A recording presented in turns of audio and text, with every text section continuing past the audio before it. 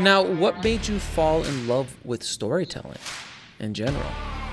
I don't know. I mean, we all love story, don't we? I mean, I d- it's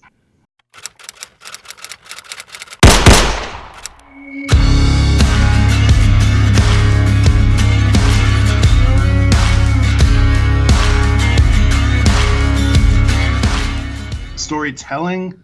I mean, I guess I come by it like, my family's big storytellers. It's always been a part of it. I don't know. I don't even have a good answer for that. It's just like it's the process of creating it. Like for me, most of story is about the creation of it, about being lost in it. In Mhm, fact, that's part of my problem is that I'm incredibly ambitious when it comes to being like productive with my own work, mhm. but I don't like trying to get it out and promoting it is kind of a secondary thing. So that's something I've been having to learn over the last few years because it's kind of I've gotten really good at like helping develop other people's properties, which is why I've had a pretty good career so far. Mhm. But over the last few years, especially, I've been really focusing on developing my original ideas, my original properties, and trying to get those out. Right, and that's what you've been kind of doing with the art of story and with your Yeah, novel as well. yeah, exactly. Very Yeah. So cool. in fact, the art of story was really nothing more than just I had seen a bunch of tutorials that were talking about how to promote your own self-published book and stuff. So I was like, Right. I got to start doing videos. And after I'd sold my feature, I went back and taught at Cal Arts for a little bit, and I taught story structure and screenwriting and dramatic theory. So from there, I was like sitting on a treasure trove of all these like kind of lessons that I had learned from like busting my ass on the screenplay as well as like working with some of the top consultants. Like I'd worked with David Trottier and consulted with Pilar Alessandra and all these Sure. people that like informed a lot of my theories.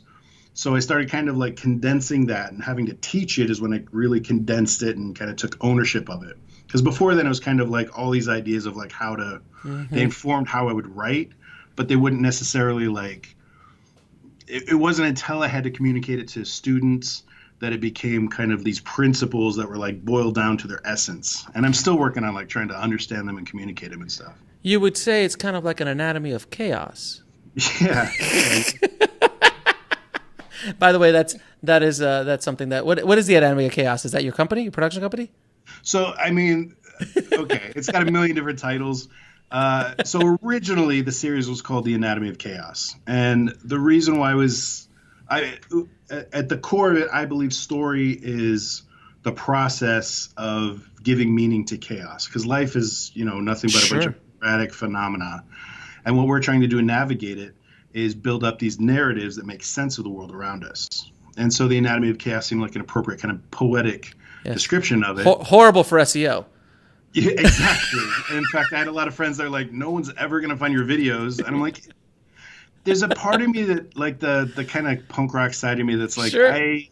I like that it's poetic and that people who are seriously looking for it that are like, truly love the craft, they're gonna be like, they're gonna hunt it down. Sure. And it doesn't help views, but the people who are interested in it are very interested in it, and they have good conversations. I don't take any kind of authoritarian view on it. Like I've got a lot to learn, and I don't believe there's any kind of masters or anything like that. But because of that, it's created kind of this community of group of people that are interested in the same thing without being kind of authoritative.